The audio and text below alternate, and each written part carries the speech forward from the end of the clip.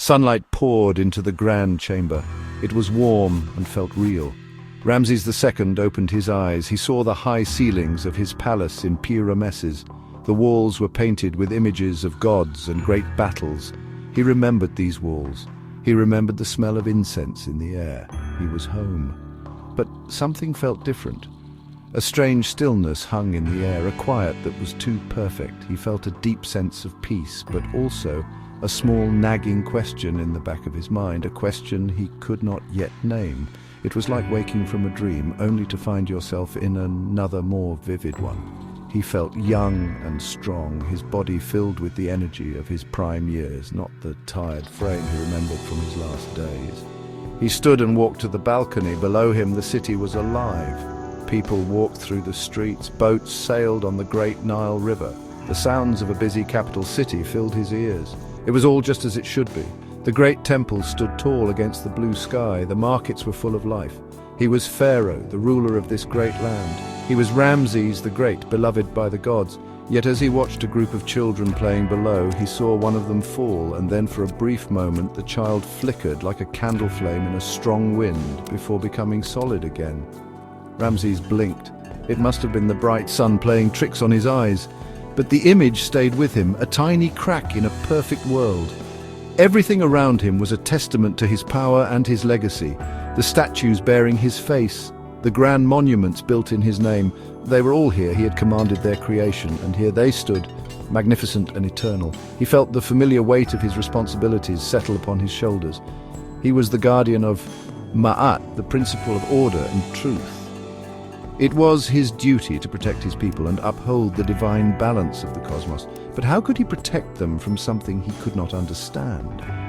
This feeling of strangeness was a shadow he could not grasp, a whisper he couldn't quite hear. It was a subtle discord in the grand symphony of his kingdom.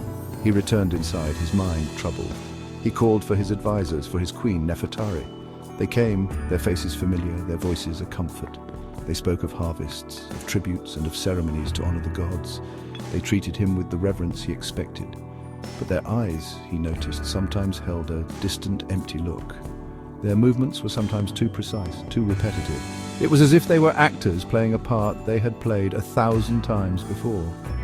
He asked them about the flickering child, but they looked at him with confusion, assuring him that all was well in the kingdom of Egypt. Their reassurances did little to calm the growing storm inside him. Days turned into weeks. Ramses II ruled his kingdom as he always had. He led ceremonies at the temple of Amun-Ra. He inspected the work on his great monuments. He held court and listened to the problems of his people. Life was a perfect routine, a cycle of sunrises and sunsets that never seemed to change, yet the small oddities continued. He would see a flight of birds freeze in the sky for a heartbeat. He would hear a conversation repeat itself, word for word, from one day to the next. These were glitches in the fabric of his world, small tears in the grand tapestry of his reality. He started to feel like he was living the same day over and over, with only minor variations. The world was his, and yet it was not. He would walk through the bustling markets, and while the people bowed to him, their interactions with each other seemed scripted. A merchant would drop a basket of figs at the exact same time every morning. A guard would patrol the same path, his footsteps falling in the exact same places. Ramses began to test his world. He would change his route, ask unexpected questions, or try to disrupt the patterns. When he did, he was met with a moment of confusion. People would stop, their faces blank, before resuming their activities as if nothing had happened. It was deeply unsettling, a sign that the order he cherished was not natural, but manufactured. One evening, as he stood by the Nile, he saw a flash of light in the sky. It was not a star or a bolt of lightning. It was a brilliant geometric pattern of pure energy that appeared and vanished in an instant. No one else seemed to notice it. The guards standing nearby remained at their posts, their eyes fixed straight ahead. Ramses felt a chill run down his spine. It was a sign from the gods, perhaps. But what did it mean? Was it a warning, or was it something else entirely? He began to suspect that the gods he worshipped were not the only powerful beings watching over him. There was another power at play here, one that was far more present and far more strange. These events pushed him to seek answers in the ancient texts and sacred scrolls. He spent long hours in the temple libraries searching for prophecies or omens that could explain the strangeness of his world. He read of creation myths, of the gods shaping the world from chaos. He read of the afterlife, of the journey of the soul through the underworld, but nothing he read could account for the repeating events, the blank stares, or the flashes of light in the sky. It was as if his reality was a story written by an unknown author, and he was just a character following a pre-written path. The Pharaoh, the most powerful man on earth, was beginning to feel powerless. Far beyond the simulated sun and sky of Ramses' Egypt, in the stark reality of the year 3018, the engineers watched. They were the creators of this world, the architects of this grand illusion. They called themselves Ra, a tribute to the ancient sun god whose power they now wielded. But their power did not come from magic or divinity. It came from a quantum computer of unimaginable complexity. This machine was their universe, and within it they were gods. They sat in darkened control rooms, surrounded by shimmering holographic displays that showed every detail of the simulated world. They could see everything, from the grand sweep of the Nile to the smallest grain of sand. These engineers, the Ra, were masters of reality. With a thought, they could alter the weather, change the course of the river, or mend a glitch in the simulation. They could quantum teleport, allowing them to appear anywhere in the world in an instant. They could walk among the people of ancient Egypt as silent observers, invisible to all. Or they could take on an avatar, a physical form within the simulation, and interact with their creations directly. They were the ultimate voyeurs, watching history unfold not as it was, but as they designed it to be. Their power was absolute, their presence unseen. Ramses's world was their laboratory, and he was their most fascinating subject. Their purpose was not simply entertainment, it was a grand experiment. For centuries, humanity had wondered what made us who we are. Was it our memories, our DNA, our choices? The Ra sought to answer these questions. They had collected the genetic codes of countless beings from Earth's past, humans, animals, and plants. Inside their quantum computer, they could resurrect these beings, giving them new life in simulated worlds. Ramses II was one such experiment. They had his DNA, and from it they had cloned him. They had even reconstructed his memories from historical data, creating a perfect copy of the great Pharaoh. But the engineers were not a single mind. They were a collective of brilliant individuals, each with their own ideas and motivations. Some were pure scientists, interested only in the data. They watched Ramses' growing awareness with clinical detachment, recording his every reaction. Others were more like artists, captivated by the beauty and drama of the world they had built. They would sometimes subtly intervene, creating new challenges or mysteries for Ramses to solve, just to see what he would do. They were the gods of this machine, and like the gods of old, they were sometimes benevolent, sometimes cruel, and always unpredictable. Their experiment was as much about themselves as it was about their creation. The quantum computer that housed Ramses's world was not just one simulation, it was a metaverse, a vast network of interconnected realities. It contained countless parallel worlds, each one a different experiment. In one simulation, the dinosaurs still roamed the earth. In another, the Roman Empire never fell. Each world was a digital copy of a moment in Earth's history, meticulously recreated from genetic and historical data. The machine was a library of life, a digital ark preserving the ghosts of the past. The Ra could move between these worlds, observing the endless possibilities of history playing out in different ways. It was a project of breathtaking scale and ambition. Within these simulations, not every inhabitant was a cloned consciousness like Ramses. Many were NPCs, non-player characters. These were simple programs designed to populate the world and perform specific tasks. The slaves building the monuments in Ramses's Egypt, the merchants in the market, even some of the soldiers in his army, they were NPCs. They had no true consciousness, no inner life. They were part of the scenery, designed to make the world feel real and complete. They followed their scripts without question, their existence a perfect loop. This was why Ramses saw such strange, repetitive behavior. He was surrounded by puppets, and he was beginning to sense the strings. The distinction between the cloned individuals and the NPCs was a crucial part of the experiment. The Ra wanted to see how a real consciousness, a person with genuine memories and a sense of self, would behave in a world that was largely artificial. How would Ramses, a man of immense ego and power, react to the discovery that many of his subjects were not real? Would his sense of identity crumble? Would his purpose as a leader change? These were the metaphysical questions at the heart of their work. They were exploring the very nature of what it means to be human, to be real, in a world where reality itself was a construct. The complexity of it all was staggering. The quantum computer was constantly running calculations, maintaining the integrity of thousands of different worlds at once. It managed the digital DNA of every cloned creature and the behavioral scripts of every NPC. It rendered the light of a billion simulated stars and the feeling of the wind on Ramses's face. This immense power allowed the Ra to create realities that were indistinguishable from the real thing. But it was not perfect. Sometimes the system would lag.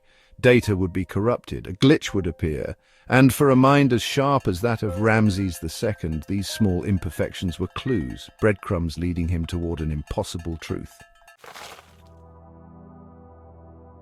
Ramses's journey was no longer just about ruling his kingdom. It was now a personal quest, a search for an answer to a question that haunted his waking moments. Why did his world feel so hollow? He began to travel the length of his lands, from the fertile delta in the north to the great temples of Abu Simbel in the south.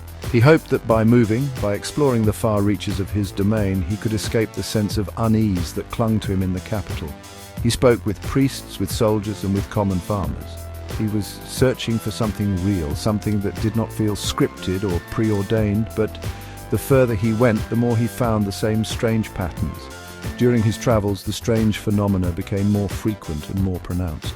One day, while inspecting a quarry, he watched a massive block of stone being cut from the cliff face. For a moment, the stone became transparent, and he could see the desert landscape right through it. The workers around him did not react. They continued their labor as if nothing was wrong. Another time, he was sailing on the Nile when the water suddenly turned a perfect, unblinking silver, reflecting the sky with impossible clarity. It lasted only a few seconds before returning to its normal muddy brown. These events were no longer subtle, they were direct violations of the laws of nature as he knew them. He started to believe he was being tested by the gods, or perhaps he was being punished. He ordered more sacrifices, more elaborate ceremonies. He prayed for clarity, for a sign that he could understand. He asked the gods to reveal their purpose. But the heavens remained silent. The priests offered him the usual interpretations, that these were omens of great fortune or divine displeasure. But their words felt empty, their rituals powerless.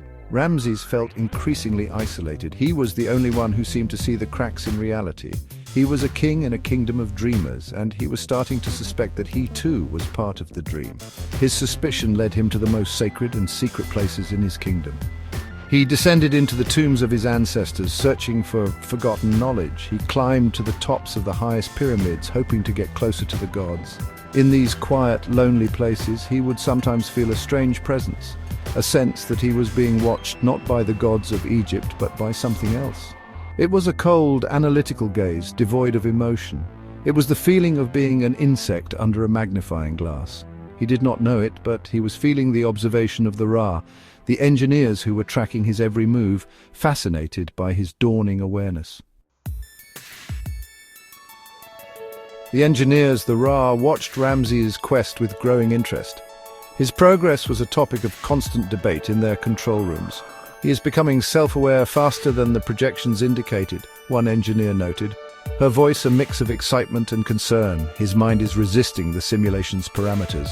Another engineer, a senior member of the project, leaned forward, his eyes fixed on the holographic display showing Ramses praying in a silent temple. "That is the point of the experiment," he said. "We chose him for his strength of will. We want to see how a powerful identity confronts an existential crisis.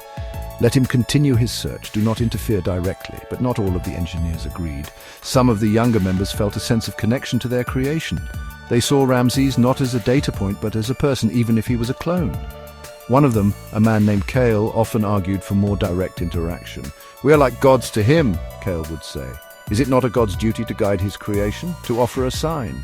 He believed they had a moral responsibility to Ramses. On occasion, Kale would subtly bend the rules. It was he who had caused the Nile to turn to silver. A small, beautiful glitch designed not to frighten, but to inspire wonder, to push Ramses to look beyond the obvious.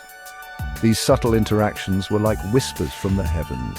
Ramses would find an ancient scroll in a tomb he had visited many times before, a scroll that was not there yesterday. The text would speak of worlds within worlds, of creators who watch over their creation. It was a piece of data inserted into the simulation by a sympathetic engineer, or, during a sandstorm, the swirling sands would momentarily form a perfect, complex geometric shape before collapsing back into chaos. These were not random glitches. They were deliberate nudges, designed to guide the pharaoh's thoughts toward the truth without revealing the full picture. The Ra would also sometimes enter the metaverse themselves in the form of ordinary Egyptians. An old fisherman might share a strange story with the pharaoh about a star that fell from the sky and spoke in a language of light.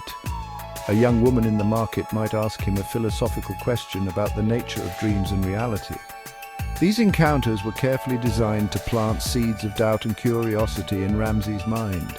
He did not know that he was speaking to his creators. To him, these were just strange but insightful conversations with his subjects, but each one was another step on his path, another piece of the puzzle falling into place. As Ramses delved deeper into the mysteries of his world, the very foundations of his identity began to shake. He was Ramses II, the mighty pharaoh, son of Seti I, builder of great temples, and victor of the Battle of Kadesh. These were the memories that defined him. They were his truth. But what if they were not his alone? What if his memories were just a copy, a story given to him? The idea was terrifying, a form of madness. Yet the more he observed the artificial nature of his world, the more plausible this impossible thought became. If his world was not real, could he be real? This existential dread began to affect his role as a king. How could he lead his people if he suspected they were not real people? How could he dispense justice in a world where actions might not have real consequences? He looked at the faces of his court, his family, his subjects, and he saw them differently now. He saw the programmed loops of the NPCs, the empty stares, the scripted conversations. He felt a profound loneliness, a separation from everyone around him. His crown, once a symbol of his power and divine right, now felt like a prop in a grand play. The weight of it was no longer the weight of responsibility, but the weight of illusion. His destiny, he had always believed, was to be the greatest pharaoh in the history of Egypt, to leave a legacy that would last for eternity. This belief had driven his every action. But what was destiny in a world that was pre-designed? Was his journey his own, or was it a path laid out for him by the unseen forces that controlled his reality? Was his drive to seek answers part of the experiment? The questions circled in his mind, robbing him of sleep. He was a man of action, a warrior and a builder. But this was a battle that could not be fought with swords or chariots. It was a battle for the soul, for the very definition of the self. Despite his inner turmoil, he continued to play the part of the pharaoh. He had to maintain order for his own sake as much as for the simulations. But his actions were now infused with a new purpose. He was no longer just ruling a kingdom, he was testing its boundaries. He would issue strange commands just to see how the system would react. He would ask his advisors questions about philosophy and the nature of existence, probing for any sign of genuine thought. He was unknowingly engaging in a dialogue with his creators. His quest for meaning had turned him into an experimenter in his own right, pushing against the walls of his digital cage. The world of ancient Egypt, so carefully constructed by the Ra, began to show more and more of its artificial nature to Ramses's discerning eye. He noticed that the shadows cast by the Great Pyramids sometimes fell at the wrong angle, correcting themselves a moment later. He saw that the stars in the night sky, which he knew so well, were a perfect, repeating pattern, never changing from one year to the next. The illusion was beautiful, a masterpiece of design. But it was an illusion nonetheless. The Nile, the lifeblood of his kingdom, flowed with perfect predictability. The annual flood always arrived on the same day, rising to the exact same level. There was no chaos, no unpredictability, no true nature. He started to see the world not as a physical place, but as a set of rules, a system. He realized that the farmers were not planting seeds, they were initiating a script called planting. The priests were not praying to the gods, they were running a program called worship. He was the only one, it seemed, who could deviate from the script. This realization was both empowering and terrifying. It meant he had a unique form of freedom, but it also confirmed his profound isolation. He was a conscious mind adrift in a sea of code. The vibrant tapestry of his kingdom was, in reality, a flat and lifeless program. One day he commanded his chariot and rode out into the desert, alone. He rode for hours, pushing further and further into the barren wastes, away from the simulated life of the Nile Valley. He wanted to find the edge of his world. He wanted to see what lay beyond the boundaries of the map. As he traveled, the landscape became simpler, less detailed. The sand dunes became more uniform, the rocks less varied. It was as if the creators had not bothered to put as much effort into these remote areas. Finally, he reached a place where the world simply ended. It was not a cliff or an ocean, it was a shimmering wall of light, a place where the simulation ceased to exist. He stood before this wall, this boundary of his reality, and stared into it. It was a curtain of pure information, a cascade of numbers and symbols that flickered too fast for the human eye to comprehend. It was the raw code of his universe. He reached out a hand, his fingers trembling, and touched the surface. It felt like static electricity, a hum of immense power. For the first time, he was not just suspecting the truth, he was seeing it. The world was a cage, a beautiful and intricate cage, but a cage all the same, and he was standing at its very edge, looking out into the void. The gods were not in the sky. They were outside the walls. Standing before the shimmering wall that marked the end of his world, Ramses was filled with a sense of awe and terror. Everything he had ever known, every belief he had ever held, was now called into question. The gods he worshipped, the kingdom he ruled, the very air he breathed. It was all part of an elaborate construction. He was a king with no true kingdom, a man with borrowed memories. He was a ghost, brought back to life inside a machine of impossible power. The whispers from the heavens, the glitches in reality, his entire journey, it had all been leading to this moment of revelation. He looked back at the path he had traveled, the endless desert stretching back toward the Nile.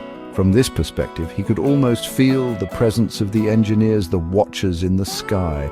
He could sense their observation, their curiosity. They were the true gods of this place, the Ra who had built this sun and this sand. They had given him life, but they had also trapped him in this illusion. Was he their prisoner, or was he their masterpiece? He did not know whether to feel anger or gratitude.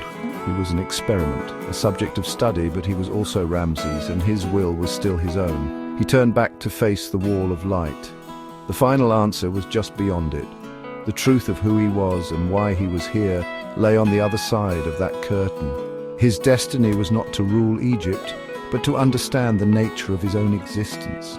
This was his true battle of Kadesh, a fight not against the Hittites, but against the limits of his own reality. He felt a strange sense of calm settle over him. The fear was gone, replaced by a powerful resolve. He was a pharaoh, he was a god on earth, and he would not be contained by any cage, whether it was made of stone or of light. With a deep breath, he took a step forward. He did not know what would happen. Would he be deleted? Would he wake up in another world, or would he finally meet his creators face to face? The outcome was uncertain, but the path was clear. His journey was not over. It was just beginning. He was Ramses II the Great, and he was stepping out of his history and into a new, unknown future. The final truth remained just out of reach, but for the first time in his second life, he felt truly free, ready to confront the gods of the Quantum Metaverse.